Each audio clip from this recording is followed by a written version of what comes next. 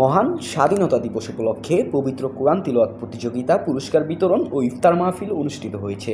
সন্ধি সামাজিক সংগঠনের উদ্যোগে অনুষ্ঠানের আয়োজন করা হয়। বুধবার বিকেলে শহরের পশ্চিম দেববাগ এলাকায় সংগঠনটির অস্থায়ী কার্যালয়ে এই অনুষ্ঠান অনুষ্ঠিত হয়। পুরস্কার বিতরণী অনুষ্ঠানে উপস্থিত ছিলেন সংগঠনের উপদেষ্টা ও নিটিং ওনার্স অ্যাসোসিয়েশনের সাবেক সভাপতি আবু তাহের শামীম, নানুস ক্লাব লিমিটেডের পরিচালক খান আব্দুল কাদের মাহবুব বাবু, বিশিষ্ট সমাজসেবক সাদিকুর রহমান। পুরস্কার বিতরণ পূর্বে এক সংক্ষিপ্ত আলোচনায় সভাপতির বক্তব্যে সন্ধি সামাজিক সংগঠনের সভাপতি নুরুদ্দিন সাগর বলেন, আপনারা সবাই জানেন এই 26শে মার্চ একটি বিষয়টি আমাদের জাতির জন্য অত্যন্ত উল্লেখযোগ্য একটা মনোবল দিন, যেটা জাতির স্পৃহা, জাতির অনুপ্রেরণা এখান থেকে শুরু হয়েছে।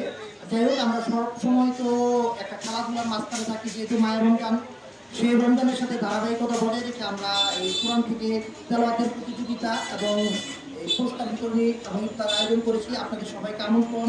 আর সবথেকে বড় কথা হচ্ছে যে জিনিসটা আপনাদের সবার কাছ থেকে আমরা একটা সুন্দর সমাজ গড়ার লক্ষ্যে সহযোগিতা চাই। আমরা আপনাদের কাছ থেকে আরো কিছু চাই না। অনেক সংগঠন আছে, অনেক সংগঠন অনেকভাবে কাজ করে, কিন্তু আমাদের মূল লক্ষ্যটা হচ্ছে একটি সুন্দর সমাজ গড়ার লক্ষ্য। বক্তব্য শেষে কোরআন তিলাওয়াত প্রতিযোগিতা বিজয়ীদের মাঝে পুরস্কার স্বরূপ কোরআন শরীফ বিতরণ করা হয়। পরে শহীদ মুক্তিযোদ্ধা পরিবার ও যুদ্ধাহত মুক্তিযোদ্ধাদের জন্য দোয়া করা হয়। পাশাপাশি সন্ধি সামাজিক সংগঠনের উপদেষ্টা বিশিষ্ট সমাজসেবক আলহাজ মোহাম্মদ ফজলুল করিমের বিদ্রোহী আত্মার মাগফিরাত কামনা সহ দেশবাসীর মঙ্গল কামনায় দোয়া করা হয়। সন্ধি সামাজিক সংগঠনের সভাপতি নুরুদ্দিন সাগরের সভাপতিত্বে অনুষ্ঠানে আরও উপস্থিত ছিলেন সংগঠনের সাধারণ সম্পাদক খালিদ হোসেন পলাশ, সাংগঠনিক সম্পাদক আতিকুর রহমান অভি, সহসভাপতি সালাউদ্দিন, ইকবাল খান, সুমন রায়, সাবেক সভাপতি শাহিন হোসেন সরকার, সাবেক সাধারণ সম্পাদক মাসুদুর রহমান, যুগ্ম সাধারণ সম্পাদক আবু হুসাইন, সাংস্কৃতিক বিষয়ক সম্পাদক মোহাম্মদ রোয়ান, কোষাধ্যক্ষ শঙ্কর দাস, সদস্য নাসির, আকাশ, শাহিন প্রমুখ।